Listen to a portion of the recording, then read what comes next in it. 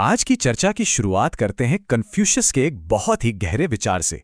और यही विचार समझ लीजिए हमारी पूरी बातचीत का आधार बनने वाला है। आज हम बात करेंगे उस सोच के बारे में, उस माइंडसेट के बारे में जो हमें एक आज़ाद और पर्पसफुल जिंदगी बनाने में मदद करता है। एक ऐसी जिंदगी जो बनी बनाई लीक पर नहीं चलती। तो चलिए सबसे पहले ये समझते हैं कि जो कोट हमने शुरू में देखा उसका असली मतलब क्या है। देखिए, खामी वाला हीरा, इसका मतलब है एक ऐसा इंसान जिसमें दम है, हुनर है, कुछ सिद्धांत हैं, और उसकी जो कमियां हैं ना, वो इस बात का सबूत हैं कि उसने कोशिश की है, उसके पास अनुभव है और वो असली है। कन्फ्यूशियस यही तो सिखाते हैं कि असली कीमत किरदार में होती है, परफेक्शन में नहीं। इम्परफेक्शंस तो अक्सर ग्रेटनेस के साथ ही आती हैं, है ना? वो ऑथेंटिसिटी की निशानी। अच्छा, तो ये फिलॉसफी किस चीज को चैलेंज कर रही है? चलिए उस आम रास्ते को देखते हैं जिस पर ज्यादातर लोग चलते हैं। और वो रास्ता क्या है? वही पारंपरिक स्क्रिप्ट, खूब मेहनत करो, प्रमोशन लो, थोड़ी बहुत सेविंग करो और उम्मीद करो कि 65 साल की उम्र में आराम से रिटायर हो जाओगे। यही वो सोच है जो ज्यादातर लोगों को एक जाल में फंसा देती है, जिसे हम रैट रेस कहते हैं। मतलब अपना समय सीधे सीधे पैसे के लिए बेचते रहना। यहाँ पर ना काम और जिंदगी को देखने के दो बिल्कुल अलग नजरिए हैं। एक तरफ है डिफर्ड लाइफ प्लान, मतलब आज को भविष्य के लिए कुर्बान कर दो, और दूसरी तरफ है लाइफस्टाइल डिजाइन, जिसका फोकस इस बात पर है कि आज की जिंदगी को ही कैसे बेहतर बनाया जाए। तो सवाल यह है कि इस प्रिडिक्टेबल रास्ते से बाहर कैसे निकला जाए। इसके लिए ना सोच में, मतलब माइंडसेट में एक बहुत बड़े बदलाव की जरूरत होती है। और यहाँ एक बहुत जरूरी फर्क समझना होगा इंट्रोवर्ट और लोन वुल्फ के बीच। देखिए, इंट्रोवर्ट होना मतलब आपको अपनी एनर्जी रिचार्ज करने के लिए अकेले समय चाहिए, लेकिन लोन वुल्फ एक फिलॉसॉफिकल चॉइस है, आजादी को चुनने का फैसला। यह सोशल एंजाइटी नहीं है, बल्कि जानबूझकर खुद पर कंट्रोल रखना है। तो एक इंडिपेंडेंट माइंड के ये कुछ खास लक्षण हैं। वो सेल्फ डायरेक्टेड होते हैं, मतलब अपना रास्ता खुद बनाते हैं। बिलोंगिंग से ज्यादा ऑटोनॉमी यानी स्वतंत्रता को इंपॉर्टेंस देते हैं। उनका फोकस सिर्फ उन चीजों पर होता है जिन्हें वो कंट्रोल कर सकते हैं। इमोशनली स्टेबल होते हैं, और अगर कोई उन्हें गलत समझता है तो उन्हें इससे फर्क नहीं पड़ता। एक बात साफ है, ये ट्रेट्स एंटी सोशल नहीं है। ये तो सेल्फ मास्टरी और डिसिप्लिन के साथ जीने के तरीके हैं। मतलब दुनिया क्या कहेगी इसकी परवाह करने के बजाय अपने उसूलों पर जीना। और ये स्टोइक फिलॉसफी का एक कोर प्रिंसिपल है, डायकोटोमी ऑफ कंट्रोल। मतलब ये समझना कि क्या आपके कंट्रोल में है और क्या नहीं। आपके कंट्रोल में क्या है? आपके एक्शंस, आपके प्रिंसिपल्स, आपके रिएक्शंस। और क्या नहीं है? बाहरी घटनाएं, दूसरे लोगों की राय। जब फोकस सिर्फ कंट्रोलेबल चीजों पर होता है ना, तो एक जबरदस्त स्टेबिलिटी मिलती है। और यही स्टेबिलिटी एक अनकन्वेंशनल रास्ते पर चलने के लिए बहुत जरूरी है। ये आपको उन लड़ाइयों से बचाता है जिन्हें आप कभी जीत ही नहीं सकते।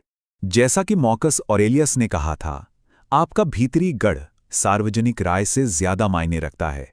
मतलब असली ताकत बाहर से नहीं, अंदर से आती है। जब बाहर दुनिया में उथल-पुथल हो, तब भी अंदर एक शांति होती है। चलिए अब इस पावरफुल माइंडसेट को एक्शन से जोड़ते हैं। देखते हैं कि फाइनेंशियल फ्रीडम बनाने के लिए कौन से प्रैक्टिकल टूल्स मौजूद हैं। ये 5 किताबें समय बेचकर पैसा कमाने वाले जाल से निकलने के लिए जबरदस्त ब्लूप्रिंट्स हैं। द 4 आवर वर्क वीक से लेकर द मिलियनेयर नेक्स्ट डोर तक। हर किताब का अपना एक कोर आइडिया है, अपनी एक की हैबिट है, लेकिन इन सब में एक बात कॉमन है, और वो है ऐसे सिस्टम बनाना जो आपकी कमाई को आपके दिए गए समय से अलग कर दे। मतलब आप काम ना भी कर रहे हो तब भी पैसा आता रहे। अब एक सवाल, आपकी असली आवरली वेज क्या है? ये एक बहुत ही पावरफुल एक्सरसाइज है योर मनी और योर लाइफ किताब से, जो नौकरी की कीमत को एक नए नजरिए से देखने पर मजबूर करती है। सोचिए, अपनी सैलरी को सिर्फ ऑफिस के घंटों से डिवाइड मत कीजिए, बल्कि उसमें आने जाने का समय, काम से जुड़े खर्चे और काम के बाद का वो डीकंप्रेशन टाइम, मतलब तनाव कम करने का समय, उससे भी जोड़िए।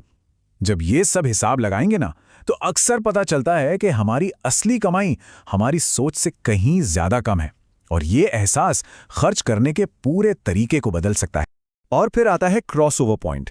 ये वो पल है जब आपकी इन्वेस्टमेंट से आने वाली इनकम आपके सारे खर्चों को कवर कर लेती है। बस यही है फाइनेंशियल इंडिपेंडेंस।